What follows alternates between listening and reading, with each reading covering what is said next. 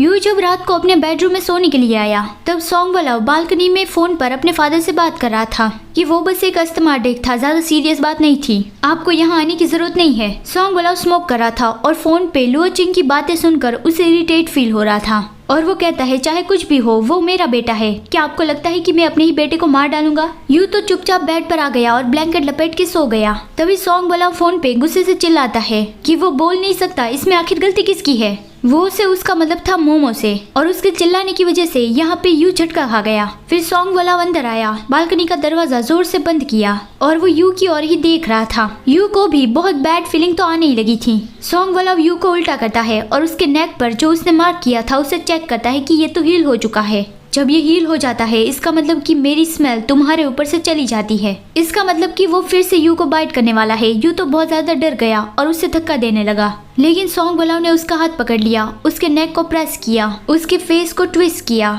और वो उस पे बाइट करने वाला था। यू उसे मना कर रहा था कि नहीं ऐसा मत करो, इससे दर्द होता है, लेकिन सॉन्ग वाला ने उसे बाइट कर लिया और कहता है कोई बात नहीं, इतना भी ज्यादा ब्लड नहीं निकला है और वो उसके मार्क को लिक करता है। यू तुरंत ही उसे धक्का देता है और कहता है मैं जियो आंटी के पास बैंडेज लेने जा रहा हूँ।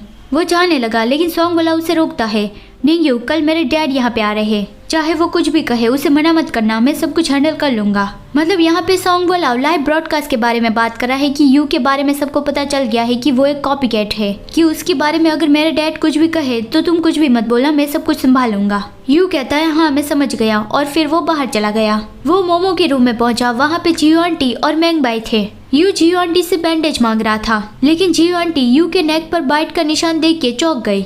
मैंग बाई उसे हर्ष करती है क्योंकि मोमो सो रहा है ना, और वो कहती है मैं तुम्हारी हेल्प करती हूँ, आखिरकार मैं एक प्रोफेशनल हूँ। वो यू पर बाइट का निशान देख के गुस्से से कहती है सॉन्ग वाला तो सच में बहुत ज्यादा रूथलेस है, आखिर वो समझता क्या है? क्या वो ये मानता है कि ये किसी तरह का बोटॉक्स है जिसे टाइम टू टाइम इंजेक्ट करने की जरूरत है? बोटॉक्स को बॉडी में इंजेक्ट करने की वजह से शायद खूबसूरती ऐसा कुछ बढ़ने लगता है। मैंग बाई डिस्कस फील करती हुई कहती है एटलीस्ट बोटॉक्स का भी थोड़ा सा तो फायदा होता है, लेकिन उसकी ये फेरोमोन एकदम ही यूजलेस है, उससे तो परफ्यूम भी नहीं बनाया जा सकता। यू पूछता है क्या तुम उसे स्मेल कर सकती हो? मैंग बाई कहती है ऑफ कोर्स मैं उसे स्मेल कर सकती हूँ। इस तरह से टाइप ए ब्लड वाले के फेरोमोन अगर तुम पे है तो इसका मतलब वो दूसरों को वार्निंग दे रहे हैं कि वो तुम्हारे पास ना जाए। मैं सॉन्ग वाला के फेरोमोन को स्मेल कर पा रही हूँ और मुझे भी वो अच्छे नहीं लग रहे। उसने यू के नेक पर बैंडेज तो लगा दिया लेकिन वो एबीओ ब्लड और C2O वायरस के बारे में बताना बंद ही नहीं कर रही थी कि C2O वायरस के इन्फेक्शन की वजह से ही ह्यूमन आज ऐसे बन गए हैं। एक ऐसी नई मेडिसिन खोजी जानी चाहिए जिससे उसके साइड इफेक्ट्स को सॉल्व किया जाए, उसके बाद फिर एक नई मानव जाति आएंगी। टाइप ए ब्लड और टाइप O ब्लड के अंदर 100% इम्यूनिटी पावर होती है C2O वायरस से फाइट करने की,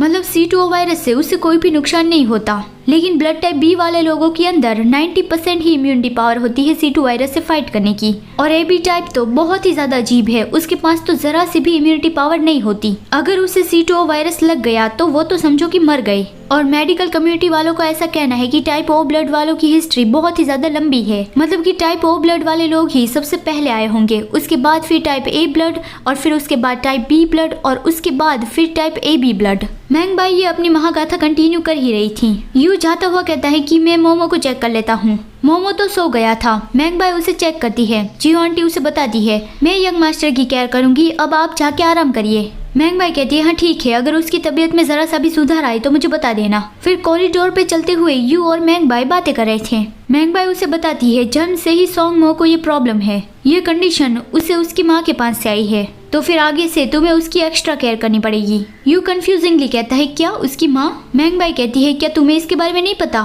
सॉन्ग बलाओ ने नहीं बताया तुम्हें? यू सर हिला के मना करता है कि नहीं, सॉन्ग बलाओ ने मुझे कभी इस बारे में नहीं बताया। मैंग बाई कहती है तो फिर मैं इस बात को उस पर ही छोड़ देती हूँ, वही तुम्हें डिटेल में बताएगा। लेकिन हाँ एक बात मैं तुम्हें बता सकती हूँ, उसकी मौत हो चुकी है। अब मोमो की मॉम कौन है ये तो हमें नहीं पता चला, वो कोई लड़की है या फिर लड़का है, वो टाइप बी ब्लड है या फिर टाइप O ब्लड है, ये हमें कहानी आगे देखने से पता चल जाएगा। चलिए तो मिलते हैं अगले वीडियो में, बाय बाय।